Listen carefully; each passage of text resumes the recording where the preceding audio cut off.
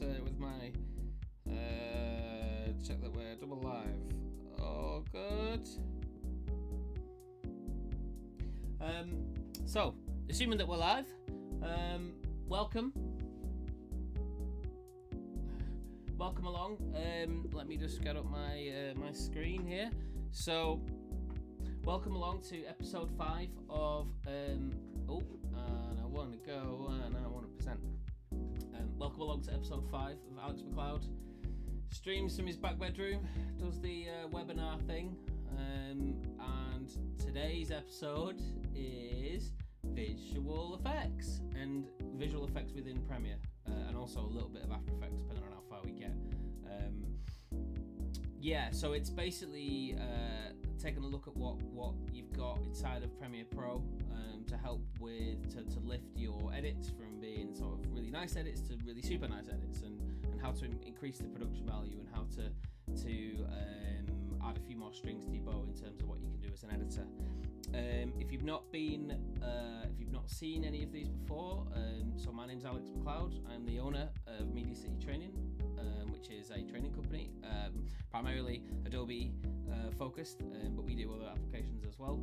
We're based in the heart of Media City, which is in the northwest of the UK, and it's like the beating heart of production. BBC there, ITV there, countless independent production companies. At the moment, I'm working as a freelancer for the BBC, making teacher talks, the bite-sized teacher talks. But also, like I said, by way of an introduction, just going to kill that music.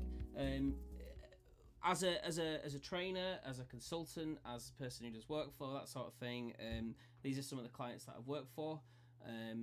You probably recognise some of those logos. I've done training or created content or both for all of the companies and the brands that you see on this screen right now. If I just go full screen PC, one of the most coolest things I ever did was the FIFA World Cup. So I was in Moscow for 6 weeks, edit suite support manager. So I was seeing Premiere Pro used at the sharpest end. And yeah, it was a fab experience. I was supposed to be going to the Euros as an in the field editor, sort of cutting VTs in the field. I was supposed to go into Hungary and then Azerbaijan, but guess what? Pandemic. So that's off the calendar. So now I'm sort of just trying to figure out what to do next. And me and Scan, we got together and we said we'd do some webinars. So here we are. So I will stop talking about that. If you'd seen previous episodes, you will have seen this slide. Basically, this slide is whenever I train, I like to try and give people an overview as to the production, the sort of phases that you go through when you're working in production. Phase number 1 would be you acquire the assets, you shoot the stuff, you get the materials that you need to work with. And these obviously these are production, not pre-production. So you know the phases before you start shooting stuff is you plan what you're going to shoot, and you plan who you're going to talk to, and you plan what locations you'll visit, blah blah blah. Anyway, this is the actual production side. Number 1, so you shoot the stuff. Number 2, you ingest, you organize, you store, you manage. Then number 3 and number 4 are sort of interlinked. Number 3 is you make the rough cut, you check through the rushes, you look what material you've got, you choose what you want to keep, what you want to lose, and then you'll finesse the edit. That's where you get the edit to duration. That's where you might involve the client, the person that you're creating the content for. If it's a broadcast thing, you're gonna the finesse the edit is where you lock it down and you make sure that you get you get it to duration, and you make sure all the things are right. Number 5 is another one of the webinars we covered. That's on audio. So that's where you do the mix. That's where you make sure all your levels are good. That's where you make sure your music works. And then stage 6 is sort of like a multi-phased area of this, and it's graphics, it's colour, and it's online. Now, what we're doing now sort of falls into phase 6 because, well, I guess this would be rough cut as well. But it's where you put some polish and you put some lift in some of the shots, and we're gonna go through that stage today, and I'm gonna show you some of the things that you can do within Premiere, and also give you an insight how you can leverage moving towards After Effects as well, and including that in your workflow. And I mean, After Effects, you can do some incredible stuff And it's one of those things that people are a bit sort of freaked out by it because it looks complicated, or it can be seen as looking complicated. But if you sort of like do baby steps with it, and there's hundreds of millions of tutorials online, but it's like it opens the doors to you adding way more to the production than you can do just within Premiere. But there are things you can do inside Premiere as well. So that's what's on the agenda for today. Now, if I go to my full screen PC, to give you an overview about what we've got sat on the timeline right now, are some clips. Now I'm going to get right into this after my little intro, and what we're going to talk about to start with is the use of speed ramps. Now, inside of Premiere, there is a really cool way that you can stagger speed changes, you can ramp the speed changes, and for me, it's one of those things where it sort of gives you another thing in your toolbox to do. And as someone who shoots with an FS7, I quite often shoot things at high frame rate. High frame rate being anything above 25p. So I think the FS7 in 1080 HD will record up to 150 frames a second. And everyday life things things that you see in everyday life, when you slow them down and they look really nice, and it becomes a sort of way to capture mundane things but turn them into something much more. And I'm probably guilty of shooting things too much in high speed, because once when I first got the camera, I was shooting everything in high speed. It's a really nice thing to do. But the thing is, when you shoot stuff in high speed, if I go TX now and if I play you this, I've muted my timeline so we shouldn't have any sound. So you're gonna see this is a guy playing the drums. And it's slow-mo the whole time. And the thing with that is it's very nice. The thing with slow-mo the whole time, it's okay. It's, it looks all right. But it gets a bit dull. And that's the thing. So what I'm going to show you today, the first thing I want to show you today is how to use Premiere to make stuff that you shot in high speed work in the edit. Okay. To get into this, I want to, first of all, give you an insight, or sort of like let you know about some of the things. You're going to prepare the ground for this. Now, this is one of the only effects inside of Premiere that you'll do this for, but you're going to want to make your video track height. You're going to want to increase your video track height, okay? Because this effect is a sort of strange one. It's a timeline effect. And we're going to do this on the timeline. So first things first, I'm going to edge my dividing line between video and audio down a little bit, and I'm going to increase the height of my video track so they're nice and big, okay? Now, when you do that, it sort of becomes a little bit more obvious what we're going to talk about, but when you work with audio, you'll be used to having the white line there, the clip volume line. The same thing exists on your video clips, but it refers to different things depending on what choice you've made. Now, the default option for what this line refers to is opacity, and when it's at full, it means that the clip is fully opaque, as in it's solid. It's completely solid. As it's not see-through. Whereas if I was to lower this line, you see the little value, and it comes up and it says you are now I'm at 50% opacity. If I was to lower this all the way down there, you can't see. But if I go TX and show you, so when I'm at, that's 50%, that's 0%. Now, if I go back to PC, you can actually you can use this white line to do some fades. So I've just used my control click, so I've control clicked there, and I've now got a fade up from black. So there's different things you can do with this, but that's not what we're talking about right now. What we're talking about right now is I'm trying to put my phone away. We're talking about right now speed ramps. So in order to change what this white line, this line on the clip refers to, as I mentioned before, it refers by default to opacity. If I right click this little effects box, it brings up a list, and from that list I can choose a bunch of options, and the option that I'm interested in right now is time remapping. So I'm going to go time remapping, and over there I'm going to go speed. Now, you'll see that the sort of live video thumbnail from this clip disappears, and I'm literally just looking at the picture of a clip. Now, the line in the middle, you'll notice it got moved from the top of the clip, and now it's in the middle. Now, when this line sits in the middle, that means that you have neither increased nor decreased the speed of this clip. Okay, so the clip sits at its original speed. Now, if I click and move this up, I will increase the speed of this clip, and if I click and move it down, I will decrease the speed of this clip. Now, the thing with this is, we've shot these clips at high speed. I think they were 100 frames a second. When they arrive in Premiere, they arrive in slow-mo. Even though they're wrapped in a 25p wrapper, that is to say, when you add them on a 25p sequence, you will see 25 frames. You don't see 100 frames. It's within the clip that you see that. I want this clip to start at regular speed, and then hit a slow-mo at the point when I want it to hit. Now, I'm going to use the music as a cue, because this is the best way to do this. So let me find my music cue. So I'm just gonna unmute this, and yeah, I just need to make sure I'm getting sound. Okay, so there's a point in this track where it's quite obvious where I'm going to want a bit of a kick. So let me just rejig this workspace a little bit. Okay, so there's a point there. Again, I'm just going to make this a bit bigger. There's a point there at the track, there.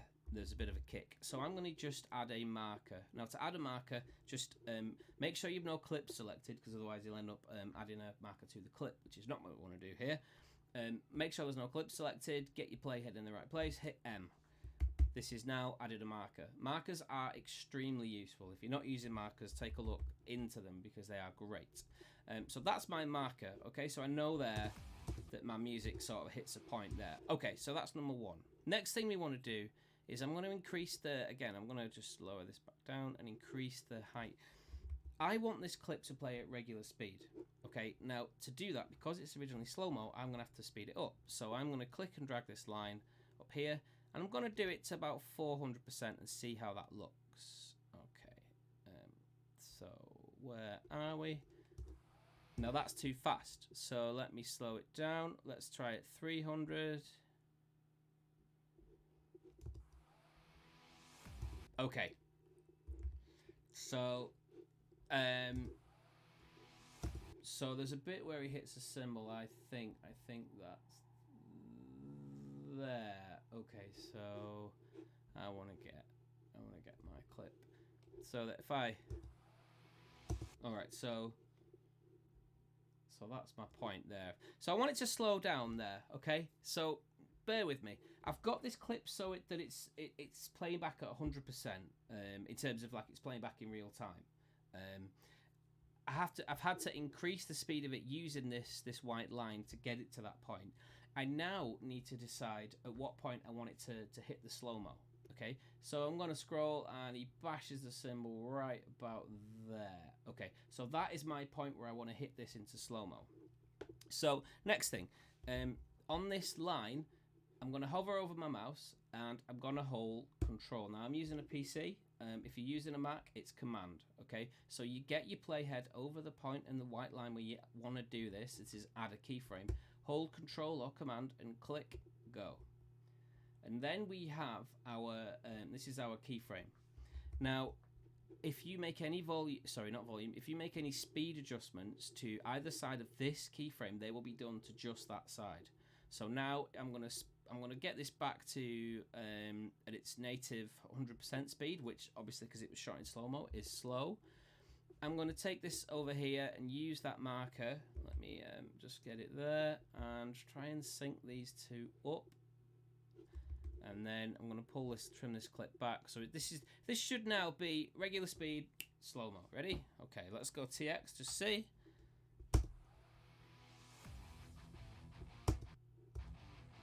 Yeah. See, I like that. Let's do that again.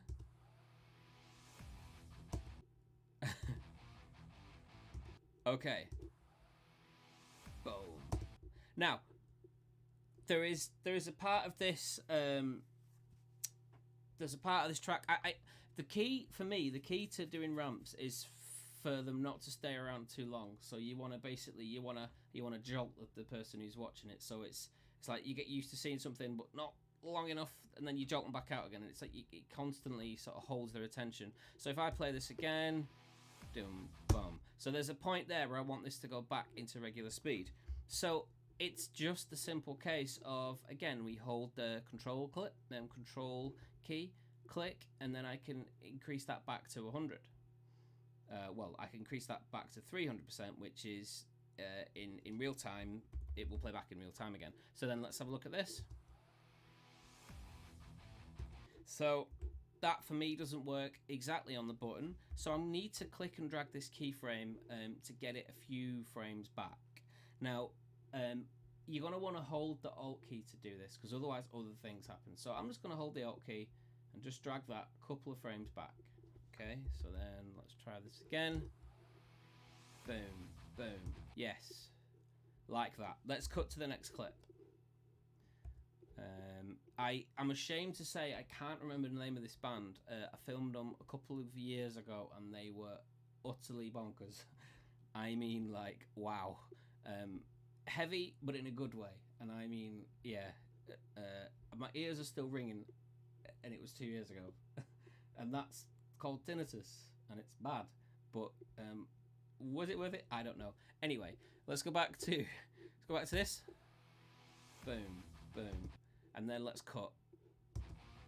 And then, again, let's have this at regular speed. So the track, by the way, that you're hearing is not this band. The track that you're hearing I got from Envato Elements. And I'm a subscriber to Envato Elements. And if you don't know about that service, check it out, because it's really good. It's a monthly service, but it's all you can eat. And they've got great tracks for sort of like beds to put under edits, and they've got sound effects, and they've got stock video. I really like Envato Elements. Really good place. They've also got a lot of After Effects stuff. It's a cool place to go. Anyway, we need to switch this again. This white line, we need to switch it so that it refers to speed. So if I go there, and again, now we're looking at this white line referring to speed, and I want it to be back at real time. So we'll go, I think, what was it, 300? Oh, I can't remember now. That still looks a bit slow to me, so let's go 3.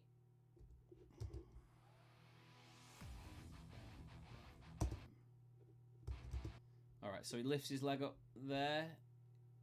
Oh, maybe there's a cooler bit. Right, let's stick to a cooler bit. Alright, so there's a bit there, that's perfect. So we're gonna hit that point again. We're just gonna hold control and add a keyframe, and then we're gonna scroll this back. We're gonna scroll this down to 100, so that's playing at its native 100 frames a second. Let's leave that there. Now I'm just gonna hold the control. There you go. That's cool. So let's have a look, and we've got TX.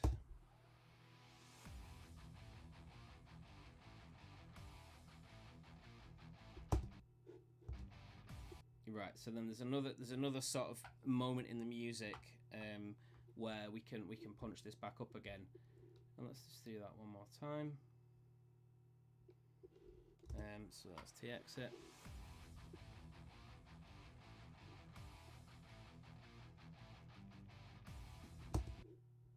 Yeah, so you sort of get the idea, and that's the cool thing about shooting in high frame rate. It gives you a lot more flexibility, and it allows you without sort of going fancy in terms of like adding loads of VFX and stuff at it. It just allows you to lift an edit from being the ordinary to being really quite cool.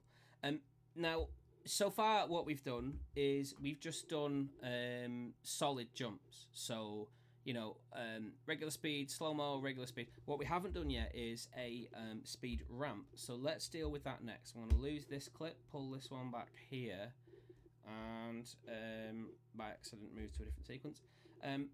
Now, again, so let's just, this actually was this was a gig that we shot for Funeral for a Friend on a documentary that I was working on for a very good mate of mine called Nathan Jennings. And I look at this now and I go, when is that ever going to happen again? Because, you know, lockdown, pandemics, that's never going to happen. I mean, hopefully one day, but I can't ever see it. It's a bit sad. Anyway, if I play this, so let's get out of this clip a bit sooner. Right, let's get out of this clip there. Now, by the way, this is a perfect example of how editing doesn't really give you a good idea of the actual picture, because you would look at this band and then you would think like a crowd and you would think that band's playing to that crowd. Unfortunately, wasn't the case. That's Funeral for a Friend. That's a gig at the Manchester Academy 3. Yeah, anyway, going on with myself again. This one again starts, because it was shot at high frame rate. If I play it, you can see this is an example of where high frame rate really works. If I play this, it's just great. Okay, here I'm going to do a ramp. So let's use our music as a guide. Use the beat for the music as a guide. So if we go through, boom, slow, bang. Now again, let's go and I'm going to right click this, ask it to time remap please, and then bang this back up to 300%, which in reality ends up being real time. So let's play this, and it's looking a bit funny, that. Okay, so I'm not sure why that's stuttering as much as it is. Let's go back to 100. Yeah, it's being a bit weird, might need rendering. Okay, so I'm going to do this and then I'm going to render it. Okay, because it's just, I'm not entirely sure where it's looking like that. Anyway, this time we want to, we're going to basically bang this back to 100%, which again is 100 frames a second. But you'll notice that this keyframe looks a little bit like, well, it doesn't look like a keyframe you've probably seen before, and that's because it's multifunction. So when it exists where it is right now, it exists like a keyframe, and you use it to change, you know, the values of something over time. But if I click and drag this, you'll see that it separates, and you get this funky blue handle thing, and then this funky blue handle thing can do this. Now, this is a ramp, so that's going to start from regular speed and it's going to ramp down. Just to see what that looks like, I'm going to render this and see what's going on with it. So let's just render that. Okay, so I've got some funny things going on here. I have a suspicion that's because I'm plugged into the streaming box, so I'm not going to worry about that too much. I'm going to use a different clip to do this. Let's lose that clip. Let's just bring this back here. Same thing again. And right, yeah, so I'm going to bang this up to 300% so that it plays back at real time. And okay, so I'm going to need to reboot this. Just bear with me. And let's go back in. And while this happens, we can talk amongst yourselves. I don't even know if anyone's watching. Let's just go back and see if I can make this work. Yeah, we're back in. So let's go back to PC. This time, like I said, right click, time remapping. I'm just going to clear that in and out. Let's have this at regular speed, so we're at 300. And I'm going to slow it down, but this time I'm going to do that ramp. In fact, I'm not going to do the ramp on the way in, I'm going to do the ramp on the way out. So if we watch this again, so we go TX, let's just watch this, let's just play this out.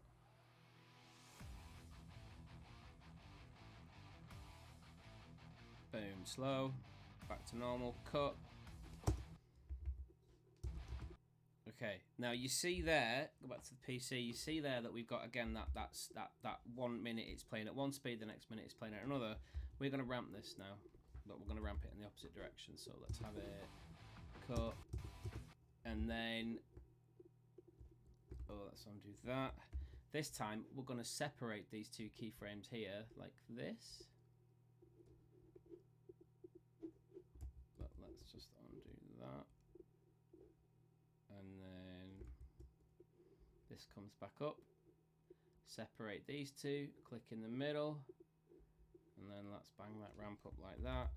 And then you get an effect that looks like this.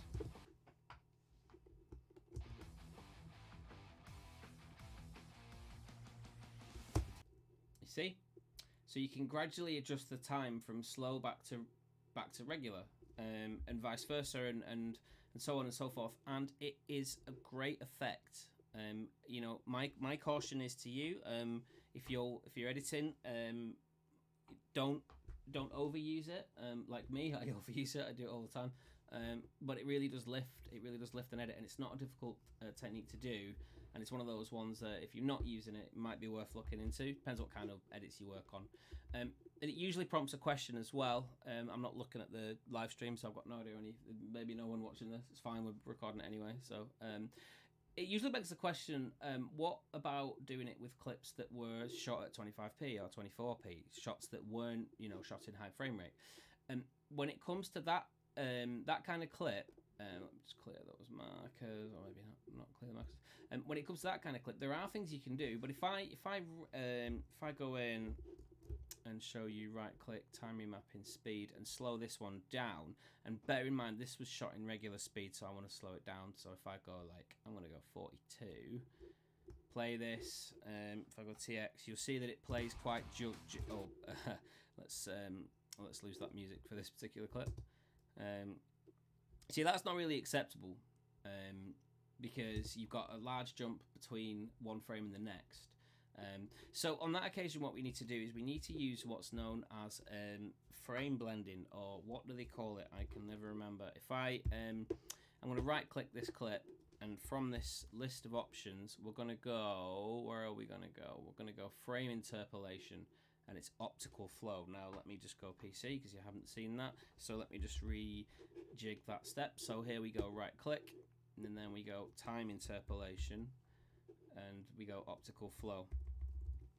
Immediately what you're going to see is whenever you do an effect like that, it's going to need to be rendered. But if you remember how that looked before, and then if I just hit save and then hit the render, this is going to smash through that render. This is why you need some chunky hardware. These things can take some time. Just going to give you a bit of an idea about what we're looking at here. So this is the edit machine that I'm using. It's a Scan Pro video build. Very, very nice. Let's close that down. Let's have a look at this now as compared to before. So if I go back to TX, we play this. Bearing in mind this wasn't shot in high frame rate. This was shot at 25p. But actually, if I go and show you the difference between that, so if we go back to TX and then let me redo, and then see the difference. Now, I need to give you a word of warning about using this. There are certain clips that this won't work on. If there's lots, I mean, obviously you've seen this here. If I just go, let's go get that. Close this down and then play this back. If you look at that frame, there is a lot going on there, and this works quite well. But one thing that really confuses the software, that confuses the algorithm or whatever it is that does this, is any flash photography and stuff happening really quickly. It confuses it. But I've had really good results with this quite consistently for slowing down clips that weren't shot in slow-mo. To put an underline at the end of this one, if I go time remapping speed, if I slow this down even a little bit more, maybe just add a little ramp in there.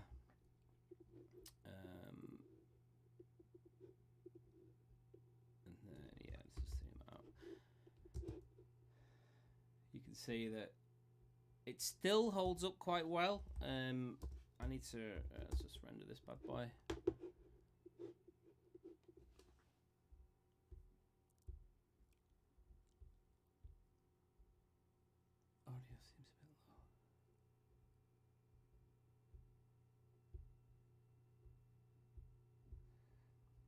Just gonna bump the stream up a little bit. I don't know, maybe it's too quiet.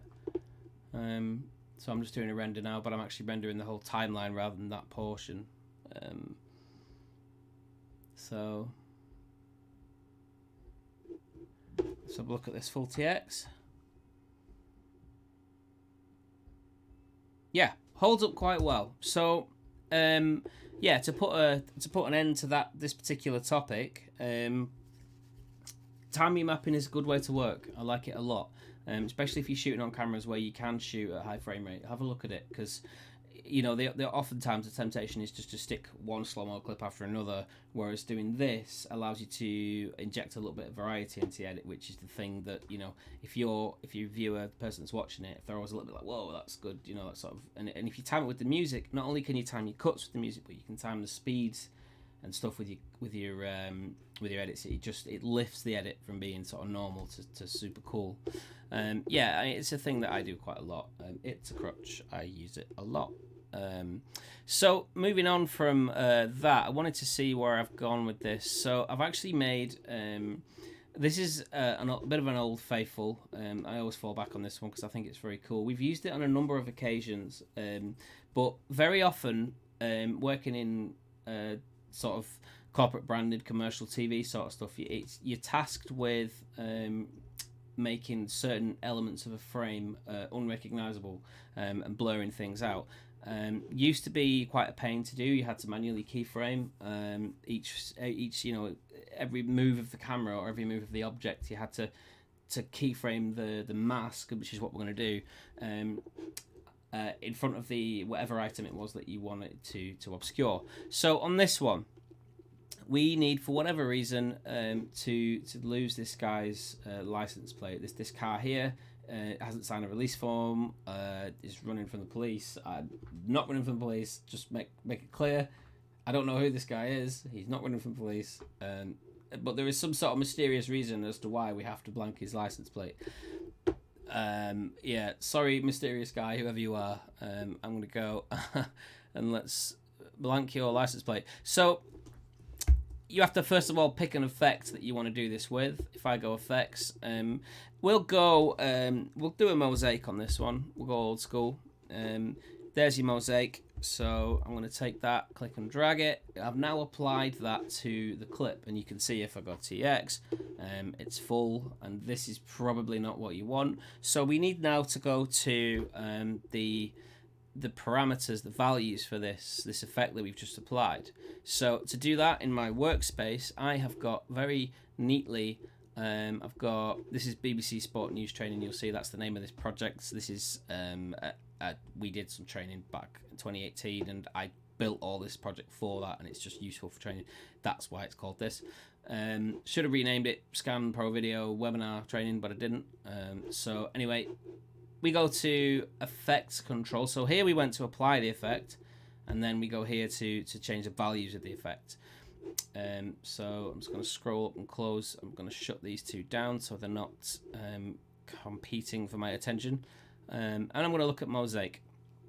The properties you can change are the size of the horizontal blocks, or the number of horizontal blocks. We're going to basically slam that up both there so that it's making the license plate a bit more difficult to see. Now, the keen-eyed amongst you will notice that that's actually blurred or mosaic the entire shot, and that's no good.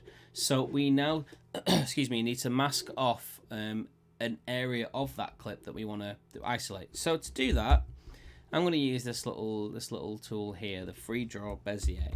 I'm going to click that, and I'm going to focus my attention over to the program window, the program window, and I'm going to click and draw across this license plate. So I'm going to click, click, click, click, and then click there, and lo and behold, I now have a mask that isolates that particular part of this shot.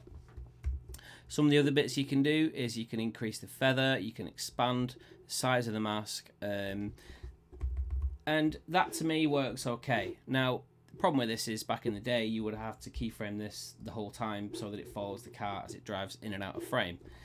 But now we don't need to do that. We can just hit, what we'll do is we'll track this backwards first. So I'm just going to hit this button, and it does some thinking. And it does some more thinking. It used to show you this like live, but the engineers have sped it up, so it doesn't show you it live anymore. It just does it. Now, you can see that automatically the playhead's jumped to the beginning of this clip. Our mask looks in place there, so that tells me that this has worked, or at least it's had a go. Let's have a look at TX. Let's actually just click that mask off so it's not being shown on screen, and then go back to TX, and if I play this for you, you should see the result.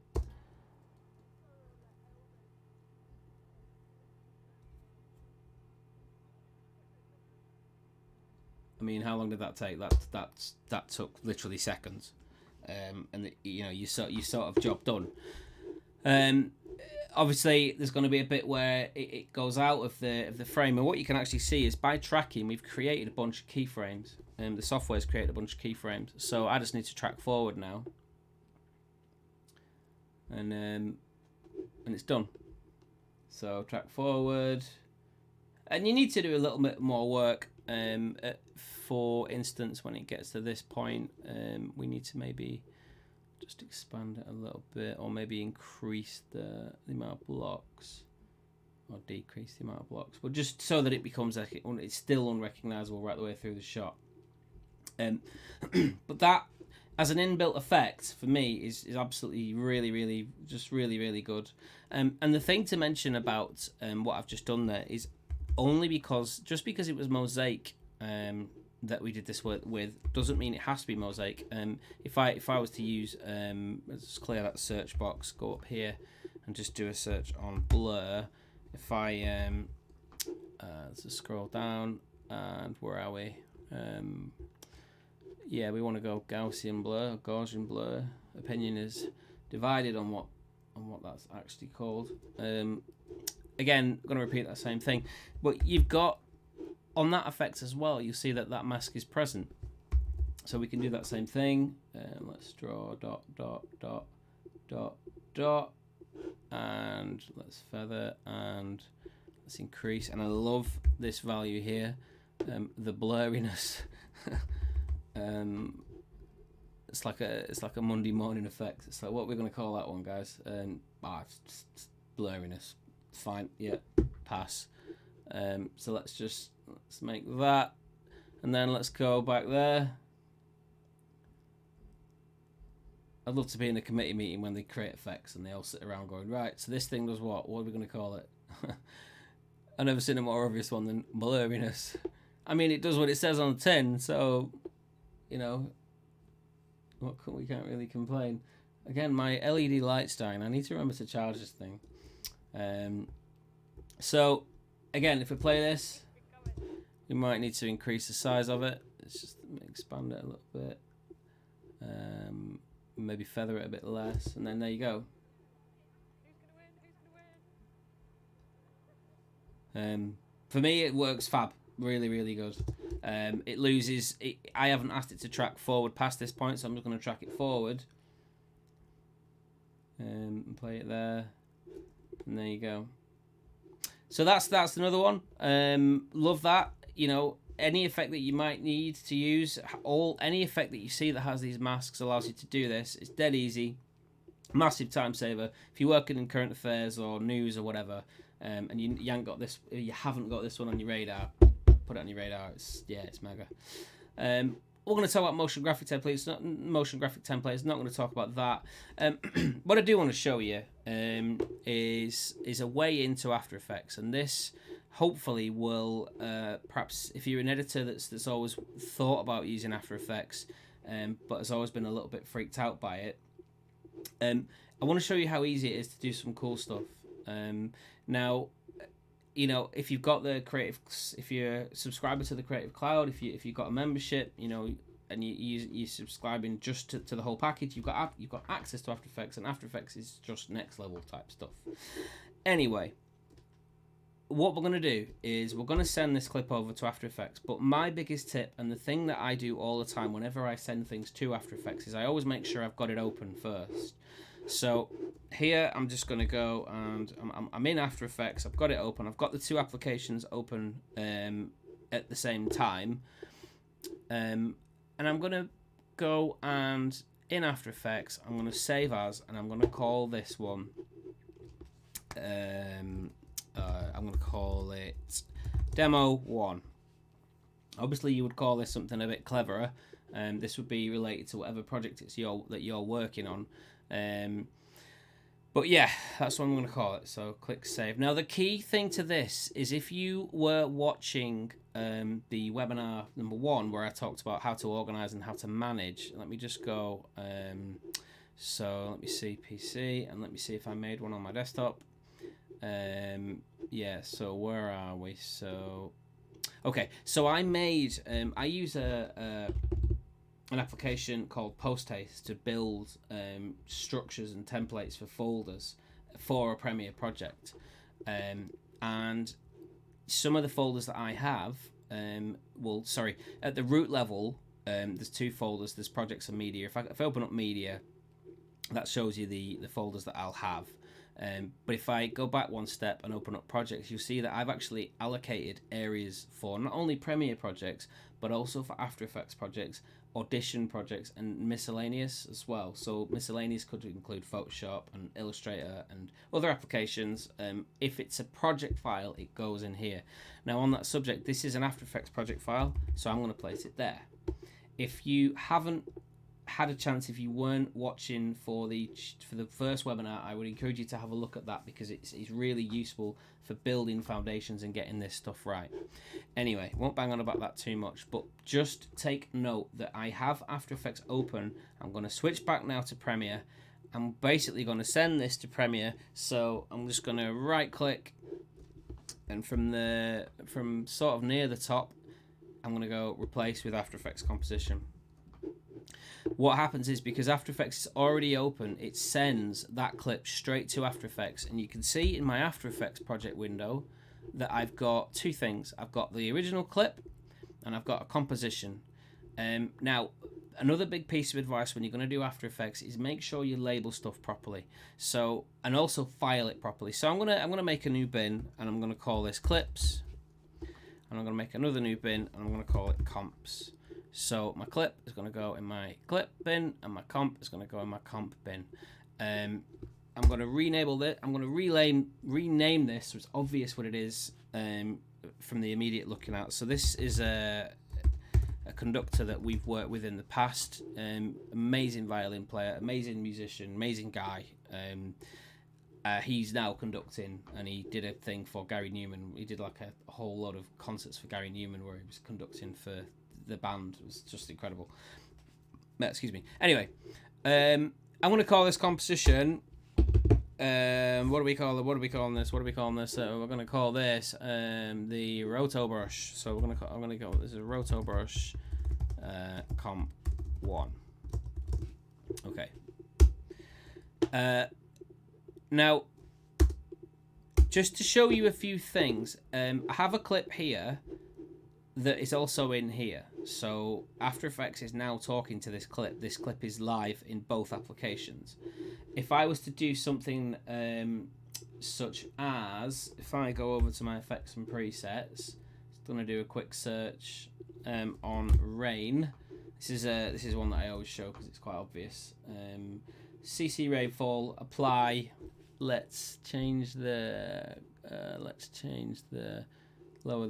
increase the opacity, and let's make it I don't know, red. He's the metal guy, so it's like fiery red blood. Why not? If I go back to Premiere, look, play this. So it's raining indoors.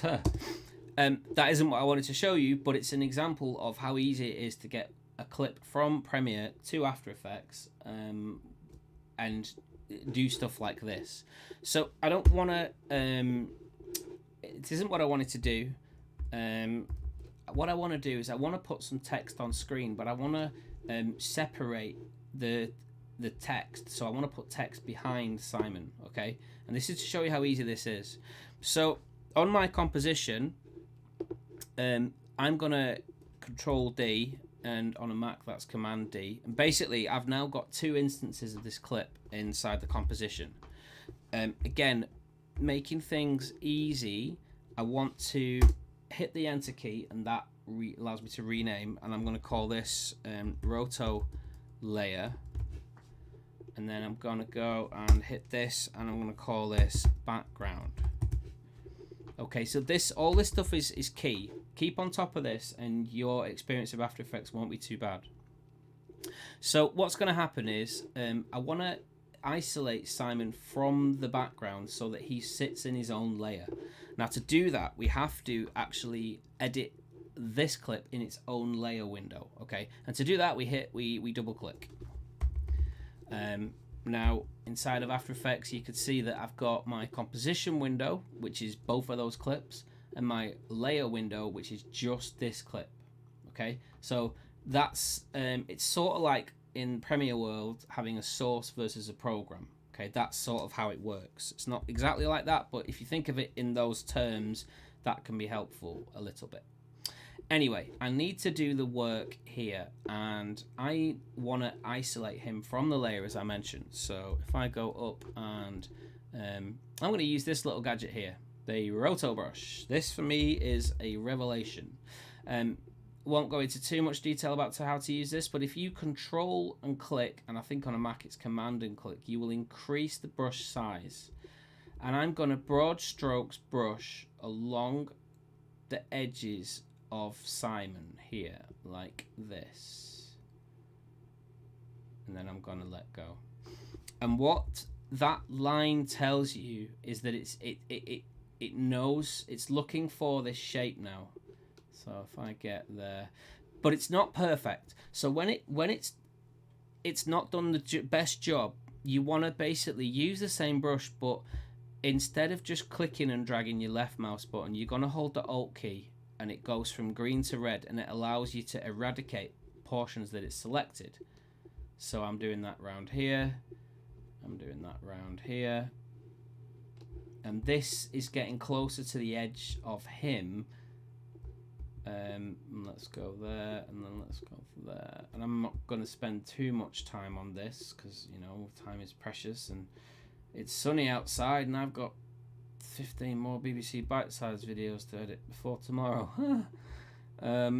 So there, that'll do as a starter. Now, where am I on this? I want to zoom in here. This is where it gets a little bit fiddly. But in my my layer window, I've got this little track here, and this is like, I don't know what the technical term for this is, but if you increase this, what's about to happen will get done on a larger portion of the clip. Now, I'm going to hit the spacebar to play this, and what's going to happen is the After Effects algorithm will look across and will see where this character stays in frame, and it will hopefully mask it for us. So shall we see? Let's press play. Okay, now it's lost it a little bit there, so let's just bring that arm back in, and then let's just lose that, and then let's play again. Now that bow is a bit annoying, but the bit that I'm interested in has stayed properly, so I'm happy with that. Okay, cool, that's done. Right, let's get rid of that layer window, and now I'm going to go and turn off the background layer, and you're going to see magic. Watch this. There he is. He's on his own layer. And how long did that take? Not very long. Now, the cool thing, the thing why this works really well is I can now go and add some text. So for my tools window up here, I'm going to hit the horizontal type tool, and I'm going to type in music, and yeah, music is nice. Yeah, wow, could have spent a little bit more time thinking about that one. Anyway, it's true, music is nice. I will argue to the death if anyone has a counter opinion. I'm clearly going insane. Music is nice. Let's pick a different font. Let's pick that one. Why the hell not? And oh, flip, that's not working. And the reason that's not working is because the layer stack is not right here. We need this text layer to sit in between these two. So I'm going to click and drag, put that one there, and then lo and behold, and then, I mean, it depends how you want to bring this on. I could go and animate the properties. So let's say position, and let's have that just sort of slide in maybe we start it a bit higher up. Oh, don't get rid of my text there. That's not good. So transform. I want this to start there. So let's have a position keyframe, and then let's have it animate on like that. And then it's going to basically just sort of shift in, and then if I right click and keyframe assistant easy ease, over time that's going to go like that. Now, you know, I'm not going to beat myself up too much about that. Obviously, if this wasn't a tutorial, I'd be spending more time, but look what we've just done. For interview shots, for talking heads that are sort of static, if you framed it up nice and it looks good, it's so cool to be able to just bring a title up. And I would go subtle with this. I wouldn't like throw the kitchen sink at it. I would just it lifts it a little bit. It's such a cool thing to do, and it just is so easy to do. If I then go back to Premiere and show you this, and look, it should update. Hopefully I won't fall flat on my face here. Let's come on, Premiere, let's update for me. Let's go in, and yeah, you should be seeing this updated. Let me just see about what's going on here. I'm just going to go File, and it won't let me save, so let's go back. Maybe I'll just hit the render, and let's just render and see. Yeah, so I think we've got a bit of an issue here. So what I'm going to do is, to prove that this is still live, I'm going to go save. Okay, so I don't need to save. I'm going to close that down. I'm going to go save Premiere. Oh, there you go. Took a little bit of time to think, but it's live. Now to make this, let's just do a bit of color work on this. This was shot on a Blackmagic Ursa Mini 4.6K, which is a very cool camera. The really nice. The log image from this camera is fab. Let's just sort of bump, and then let's do a bit of saturation work. And I'm just going to hit the enter key, and it should sort of burn through this render. And I'll use that as an opportunity to have a look at if anyone's had any questions. Mark Morris. Yes, all those things you're saying are correct.